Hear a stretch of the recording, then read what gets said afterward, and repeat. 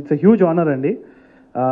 Short films చేసే మేము చాలా ఏళ్ళ నుంచి షార్ట్ ఫిల్మ్స్ చేసుకుంటూ వచ్చి అదేవిధంగా ఒక ఫీచర్ ఫిల్మ్ చేద్దాము అనేసి అనుకున్నాం తప్పితే నేషనల్ అవార్డ్ని మైండ్లో పెట్టుకొని కానీ లేదు అంటే ఏదో హ్యూజ్ మనీని మైండ్లో పెట్టుకొని కానీ చేయలేదు.